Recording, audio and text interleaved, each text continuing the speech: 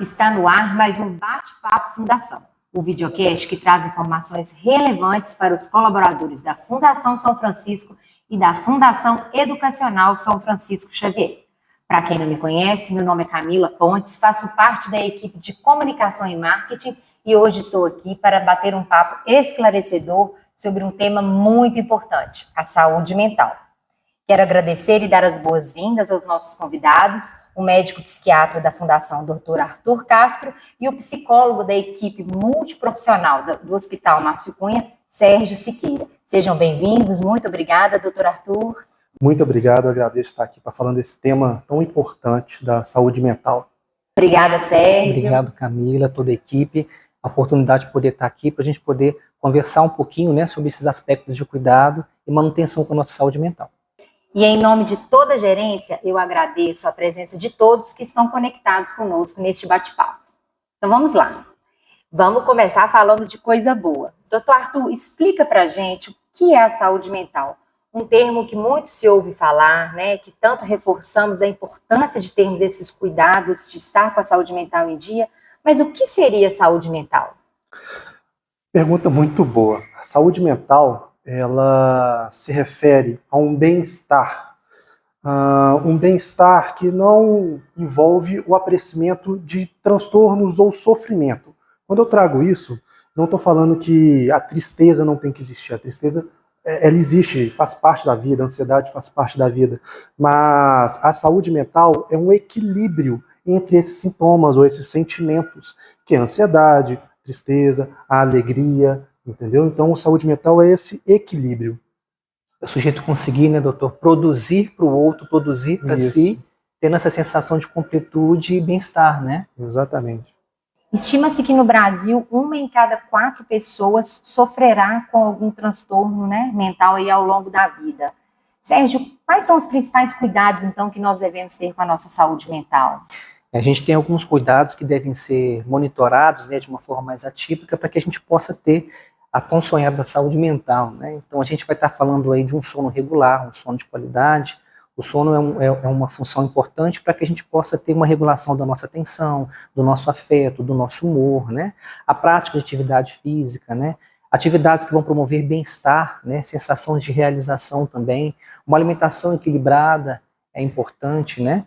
E uma gestão mais clara dos seus sonhos, dos seus objetivos, para que a gente possa ter definido, né, essa sensação de bem-estar, de produtividade, de realização. Importante falar também da convivência social, né, Muito Sérgio? importante. Ter amigos, sim, né, sim. ter um relacionamento saudável com outras pessoas. A gente, na psicologia, a gente brinca que a gente se torna um na interação com o outro, né? Muito bacana. Então a gente precisa do outro para que a gente possa construir essas relações saudáveis, sem sombra de dúvidas. E é muito importante a gente ressaltar que esses cuidados devem ser da própria pessoa, buscando essas atividades sociais, de lazer, né? Da família, em às vezes observar alguns sinais, e especialmente quando observar que é preciso, né? Ajudar no encaminhamento aí de um profissional, certo?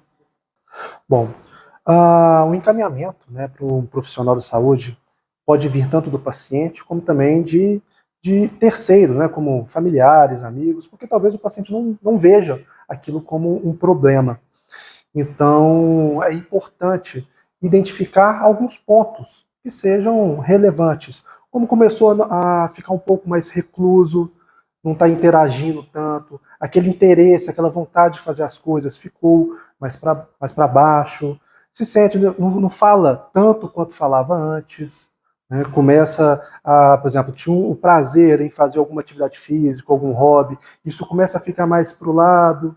Então são alguns pontos que começam a ser importantes, são detectados. E assim, uma oscilação também do humor, né? Sim.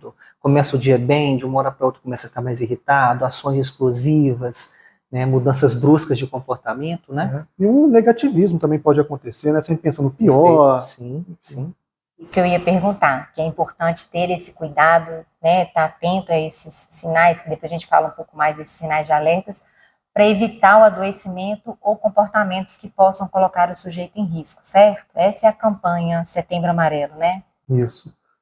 O Setembro Amarelo ele foi criado para alertar, né, orientar, quebrar um pouco do tabu do que é o risco para si, que a gente fala, né, na saúde mental, na psiquiatria, que é o risco do autoextermínio, vamos dizer assim, né?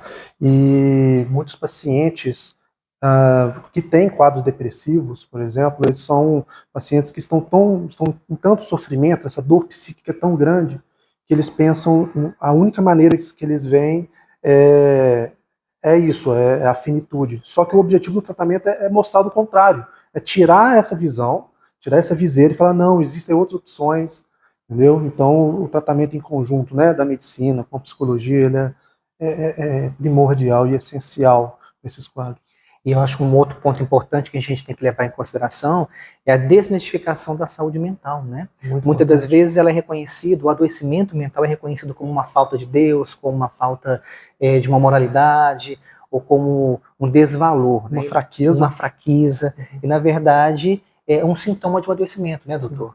Ou seja, nós podemos, sim, ter a nossa fé estabelecida, a nossa espiritualidade, uma relação afetiva satisfatória, uma rede social presente, e mesmo assim desenvolvemos algum adoecimento ao longo da nossa vida. Então, a doença mental é um fator que existe que pode ser tratado, né?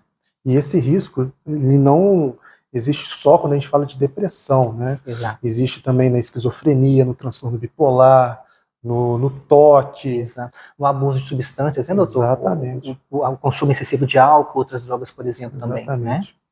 E quais, então, vocês falaram um pouco pra gente, assim, os principais sinais de alerta pra gente reforçar, pra gente, enquanto cuidado conosco mesmo, ou observar os familiares, que temos que estar sempre aí em mente? Bom, os principais, né, como eu havia dito, seria a avaliação do comportamento do paciente. Quando o paciente, né, o indivíduo, ele começa a ficar diferente do que é o habitual. Quando eu falo na depressão, o paciente começa a ficar mais choroso, mais irritado ou triste, começa a ter uma perda de prazer nas coisas, ou dorme demais, ou tem uma dificuldade imensa para conciliar o sono, ou começa a ficar muito impulsivo, né? Então, começa a ter uma diminuição do repertório social, ou seja, começa a encontrar menos pessoas. Esses são fatores, né? São sinais de alarme que é importante tanto para o paciente como também para a família perceber. Porque algumas das vezes o paciente pode falar, não, isso não é nada, isso é só uma fase, isso é uma coisa da vida. Só que não, isso tem um tratamento. E só para complementar, acho importante também a gente ressaltar, como a gente já mencionou anteriormente, né, a diferença entre uma emoção funcional, uma tristeza, né, doutor? Sim. Então, uma emoção ela tem um princípio, meio e fim. Algo acontece na nossa vida, nós vamos passar por essa situação difícil, vamos às vezes lamentar, ficar um pouco mais cansados, mas de uma forma natural, pela nossa capacidade psicológica, nós vamos passar por essa superação e posteriormente dar seguimento à nossa existência, né? O que o doutor está trazendo se essa tristeza persiste, provocando impacto vivencial, é o momento da gente procurar o apoio desse profissional da saúde mental, né? O psicólogo, o psiquiatra, ou os dois juntos, aí, como nós conversamos, né, para a efetividade do tratamento. Esse é um ponto que eu queria muito que vocês esclarecessem, que nem todo mundo tem esse conhecimento. Qual que é o papel do psicólogo e qual que é o papel do psiquiatra? Você explica pra gente, Arthur? Claro.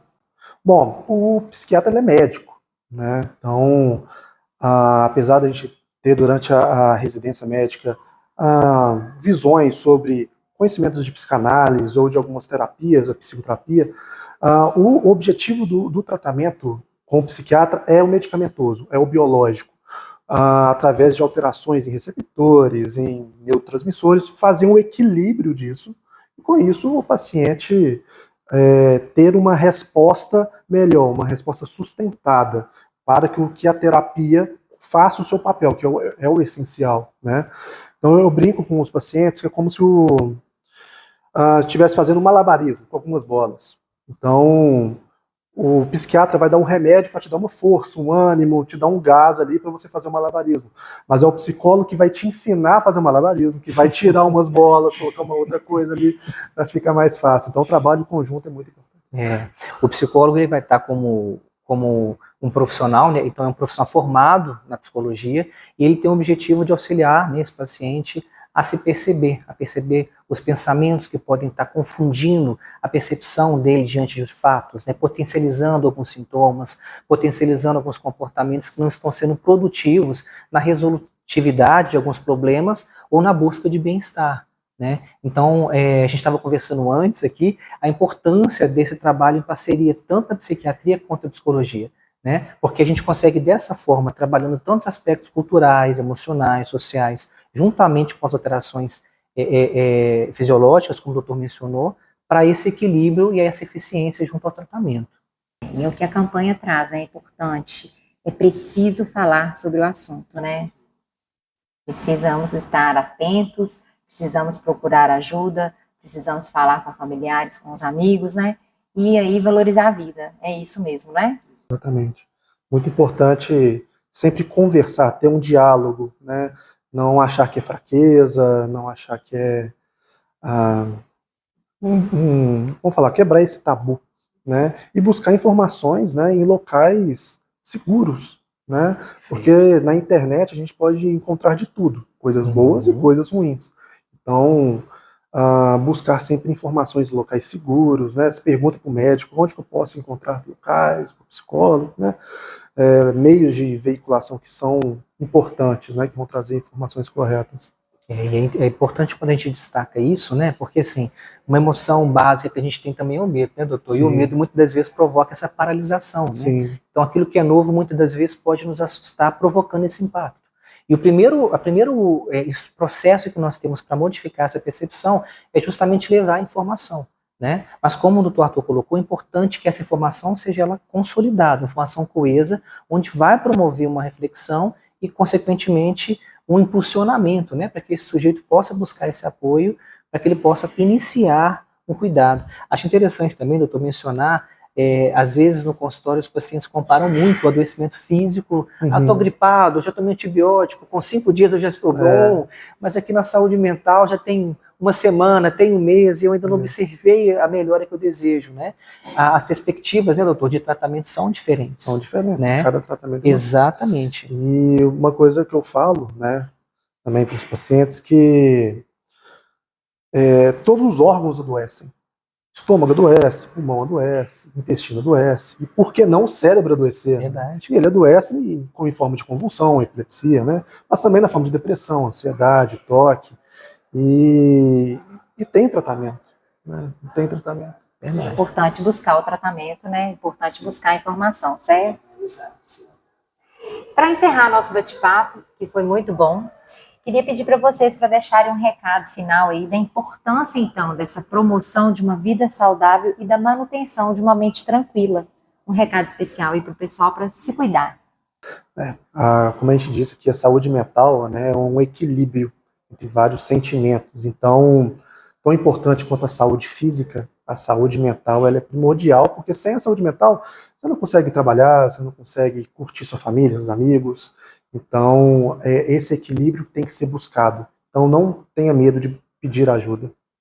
E aí eu quero expandir um pouquinho a fala do doutor e trazer um pouquinho, né, a importância de a gente trabalhar um pouco a nossa individualidade, a nossa singularidade, né, e também o nosso processo de autoconhecimento. A gente está imerso hoje numa cultura onde tudo é muito acelerado, onde os vídeos são muito rápidos, a informação se muda de uma forma muito intensa e ativa. Isso pode, inclusive, impactar um pouquinho na forma como a gente se vê, na forma como a gente se cuida, na forma como a gente se deseja daqui a um tempo, né? Então, o nosso convite é para que você possa investir um pouquinho em quem você deseja ser nesse mundo tão agitado aí.